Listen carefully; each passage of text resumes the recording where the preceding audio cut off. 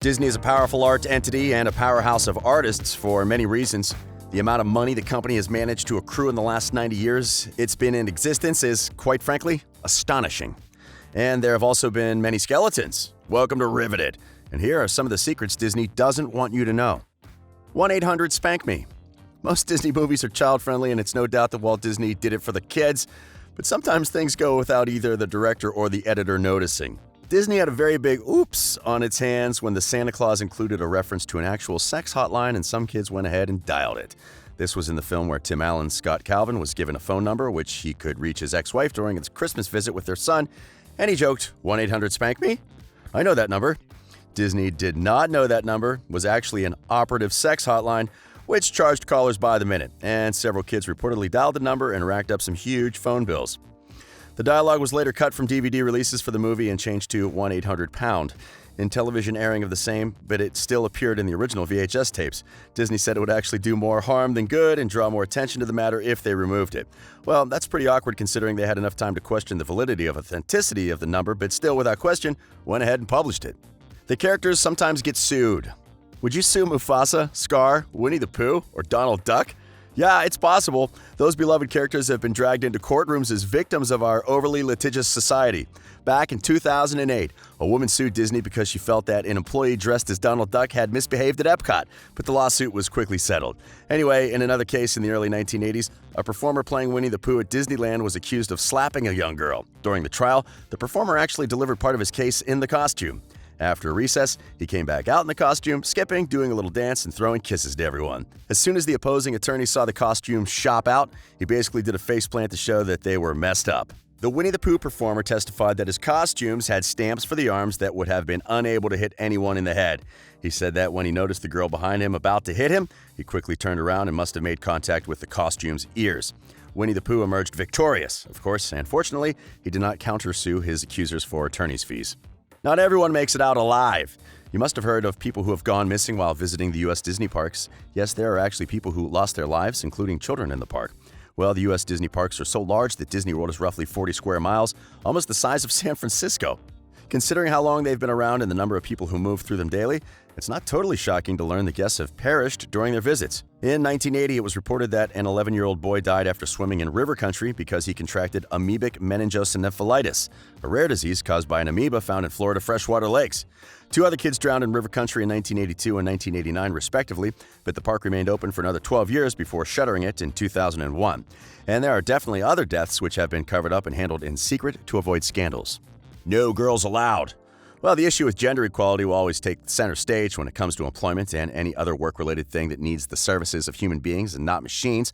There are several companies that reserve certain positions for a particular gender. And surprisingly, Disney was one of those companies. Disney has not always been a friendly place for women to work. Okay, to be fair, not many places were female-friendly during the first 3 quarters of the 20th century, but context can't totally erase the ugliness a young artist named Mary Ford endured in 1938 when she inquired about being an animator. The rejection letter she received in response to her application explicitly stated that girls are not considered for such positions. Not only was it utterly sexist, but the language that was used was terrible. The letter actually explains that women were permitted to ink finished drawings, but they were not at all involved in the creative process of animation.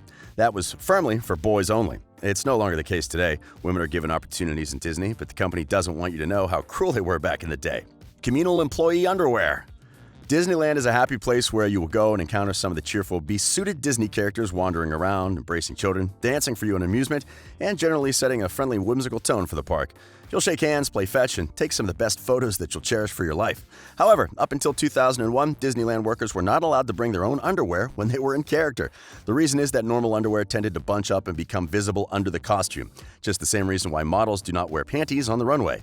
Disney employees were issued with company jockstraps, cycling shorts, or tights, which they had to hand in at the end of every day to be washed with their costumes. Of all the perks you can get prefaced by the word company, jockstrap really falls short way below company car or company jet. So the next day, the workers would pick up a new set of briefs, cursing the god that abandoned them long ago silently, slip on their shared underwear, and spend the next 8 hours humiliating themselves for the amusement of sunburned children. For 2 years, 3 different costumed actors caught scabies and public lice from their communist thongs. Of course, they were not allowed to reveal that in public, but it somehow got out. Wow, Disney. The Haunted Mansion. This is the home to G-rated scares that provoke more delighted squeals than blood-curdling fear shrieks.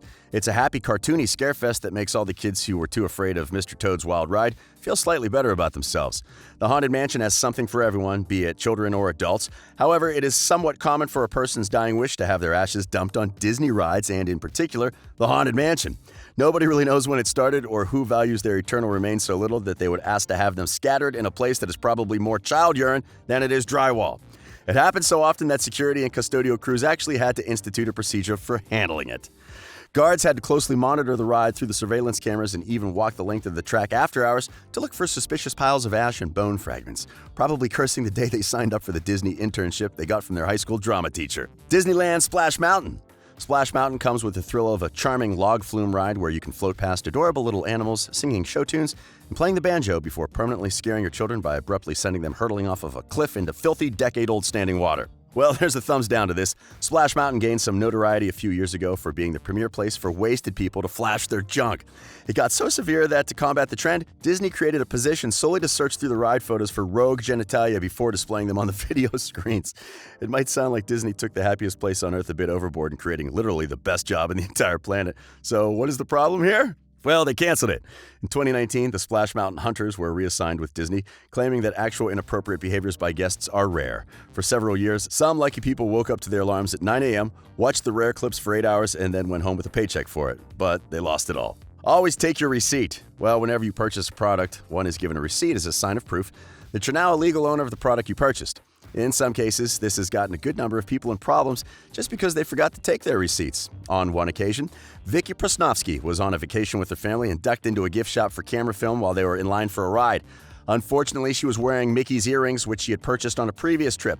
After she left the shop, 2 security guards set upon her, accusing her of stealing the jewelry and the film, for which she had neglected to take a receipt. Vicky reported that she was not allowed to go back to the gift shop to have the cashier confirm her story. So they hauled her off to Disney jail and then turned her over to the Orange County Sheriff's Department, who reportedly strip-searched her and put her in a holding cell.